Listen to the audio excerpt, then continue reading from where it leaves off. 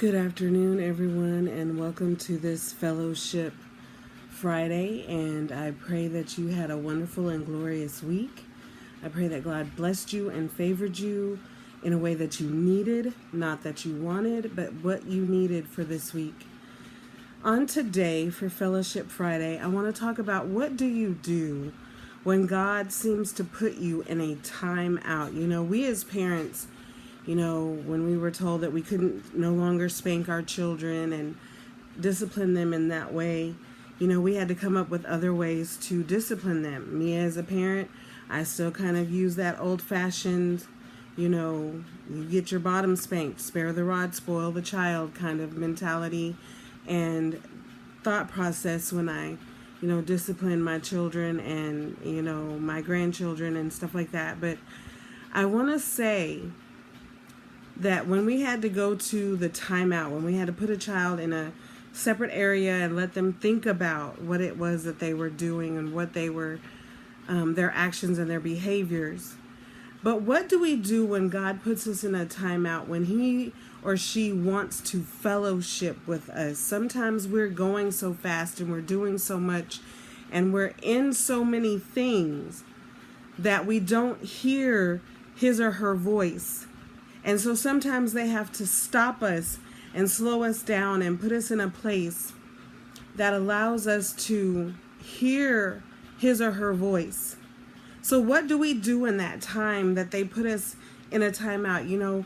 This week I kind of felt I was put in a timeout so that God could just have time with me and not everything that I had going on, not with work, not with church, not with friends and family and things like that. Not saying that those things aren't important. But sometimes we have to find that balance that allows us to be able to stop and hear what God is having to say to us.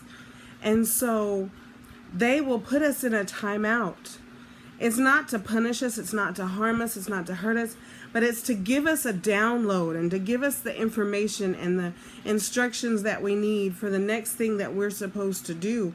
And if we're continuously going, sometimes we will miss the pertinent information that they have for us. So during the time that you're in a timeout, don't try to fight to come out of it. Don't try to fight to get back to whatever it is that you need to do.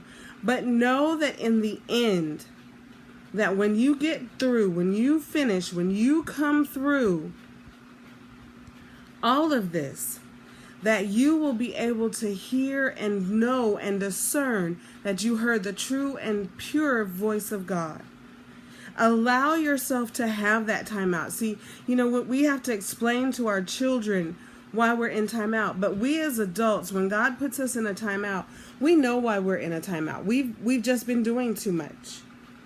And sometimes we need to slow down and we need to take a back seat to everything and allow God to pour into us so that we can continue to pour into others. See, there are times that we have to do, I love my church, Living Faith Covenant Church, and we do self-care. They talk about self-care and we do self-care. And when you need self-care, you just have to voice, hey, I need this weekend to take self-care for me, or I need this day to self-care for me. And that is very much appreciated and celebrated, in our ministry. And so this is time out for us as adults is just seen as self-care.